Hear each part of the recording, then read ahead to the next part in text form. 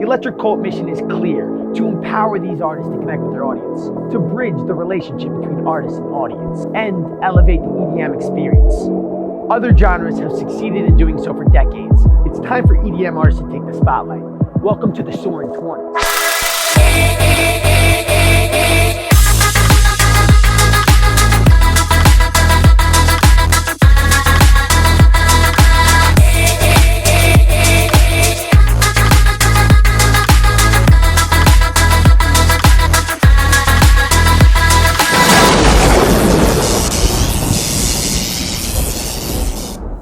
What's up guys, my name's Ben, go by Bijou, I'm from Phoenix, Arizona, produce G-House music.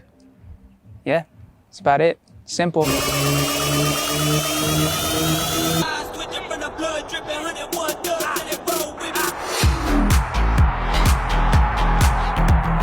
I'm from Phoenix, but I grew up in Tempe, right where Arizona State is at. And I started as a promoter, like working for a third-party promoter for Relentless Beats. And I was just selling tickets, handing out flyers. So literally like from the ground up. And from there, I was like, all right, this DJing shit's really, really cool. I had discovered like Tiesto's Power Mix, and I was like, all right, that's what I want to do. I've kind of grown up on hip hop, specifically like West Coast hip hop, like Snoop, Dre, NWA, like real OG shit like Spice One, Mac Mall, Drew Down, and I had a love for house music that came together in like 2009. And between then and 2012, when I really started making that genre, I was like, all right, how can I mesh like hip hop and house, you know? And then I heard a couple records, one being Rondo by Torn Foot, is a homie of mine out of Australia. And I heard that and I was like, oh shit, like these dudes just put hip hop vocals on house beats and they add like these bass plucks, and that's how you really do it. So then at that point I was like, all right, this is what we're doing. This is G-House right here.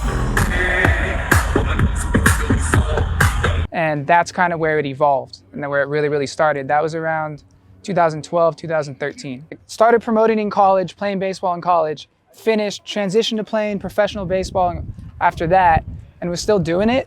And my dad was in the music industry, but he like also supported like my sports dream my whole life. Like we grew up on sports. And so it was actually harder for me to tell him like, yo, like I'm quitting sports, we're gonna try this full time. And they were super supportive. I just got like a shitty job. I literally worked at Jersey Mike's for like a year and a half. 2015, I was ready to quit music, and I had finished this track. I sent it to Fresh. He liked it, but he wasn't sure about signing it. I had sent it to Wax Motif and then literally sent him an email like, look, dude, I'm ready to quit music. Like, what should I do? He used to do this thing on his Facebook where he'd have his top 10 favorite tracks from each month, and he put mine second. And that was literally the only reason I didn't quit music. And then the next month, Fresh signed the record, and I was able to quit my day job. Fresh and I have become like such close friends over the years, and like, when him and I come together, it's like a different type of special. You know, like there's a really, really close bond between him and I.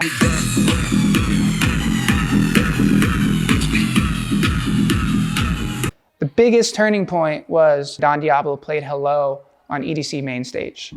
And they were broadcasting live, so like hundreds of thousands of people heard it. And that summer was like the first year I started the tour.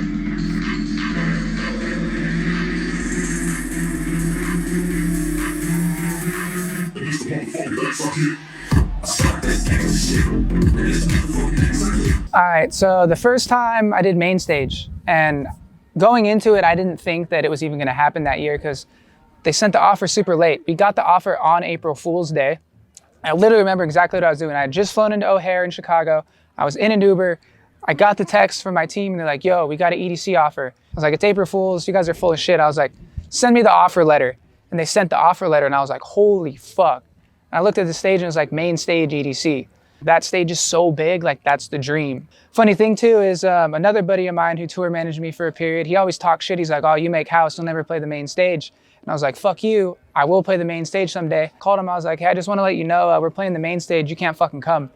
Because you talk shit and said I was gonna play the side stage my whole life. EDC, how the fuck you guys feeling right now?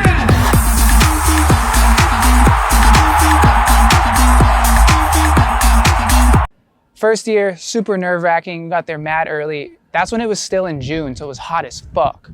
You know, it was like 110 degrees. Brought out Dr. Fresh that year, brought out Kalina Zanders that year, so we had a couple special guests. After that first one, it was never casual, because it's EDC and it's always so big. But it was like, all right, the next year we want to play a different stage, but with a better slot. So we got the Insomniac Records stage. That one was crazy. Brought out Kalina again, had a couple other special guests. And in the third year, did the same stage, but I think it was like an 11 p.m. slot. So it was like peak hour, and they had opened up the stage at that time. So we brought out a bunch of people for that one. That one was crazy. It's like, it's an experience, man, because like that year too, I did the Corona stage after, and as I was playing, it's facing the main stage, and all the fireworks started going off, like the main fireworks show, because it was like 1 a.m. set. It's like one of those artist moments where like, all right, I get the fucking view this time, because I could see like the whole fireworks show, like while playing. So it was dope.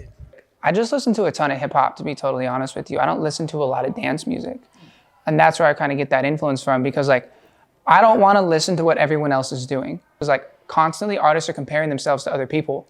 And I don't want to ever do that. I want to be like, this is my lane, this is what I'm doing, and this is why people know me for this sound.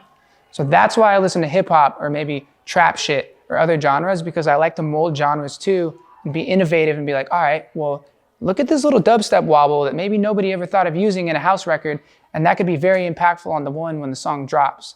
But you don't even think about it being a dubstep wobble, it just sounds really sick with that house record. No one's touring right now, so there's a lot of free time, you know? So I pivoted really, really quickly. I'm only saying this because Dr. Fresh said it to me. He believes that I was kind of the first one to do this when like this whole quarantine shit happened. And I was like, yo, like I got a little free time, and like a lot of what my brand is about is helping people in general and just kind of being like influential in a positive way and doing the right thing. So I was like, yo, why don't I just fucking teach people how to make music? You know, I was like, who knows? I bet like 4 or 5 people might hit me up about it. So I made a post. In a day and a half, I had 15 students. Then like more people heard about it. So it's kind of getting around to a point now where I have like 50 students. We're screen sharing through Zoom. Everything's one-on-one. This isn't group classes. As I'm teaching, I'm not only learning things about music, but I'm learning things about myself. I'm learning things about these people, different traits. But one thing I really believe in is when you get that confidence as a producer and you finish that first song, you're like, yo, I can really do this. And that just moves them more to want to continue. There's been different influences, but everyone has been equally helpful with everything that's happened. Like, I think that to get to a point where you can tour and do this full time, you can't do it on your own. AC Slater was one of the guys that really put me on. Fresh was one of the guys that put me on. Jerry put me on. Wax really helped me out. New shit, we just released Westside, myself, Dr. Fresh, Willie North Pole. We had the one with Cuban Doll called Baller, the one with Wi-Fi's Funeral. So those are all album singles. We're like kind of rolling my album out since the start of the year, which is going to be out like later this summer. Just did the record on Armada called One Life with Kalina Xanders, and there's like, her and I had like a love for Nipsey Hussle. Like my dog's name was Nipsey, and we wrote this record, and that record is like dedicated to him. At some point I would like to stop touring. As much as I love it right now, like touring does come to an end. That's just a reality. I think long term, I want to be in the hip hop world. Like I want to be producing albums for rappers. So like that influence where everything started for my sound, that's where I want to end up, because that was the beginning and there's the finish. And that concludes our interview with DJ Bijou. He is such a humbling guy with such a powerful message. This is a perfect example of when you have those feelings of hopelessness and the easiest option seems like giving up. His story teaches us, fuck that and chase your dreams head on. Much love to DJ Bijou. Go check out his debut album, Diamond City, because it's fire. Stay electric.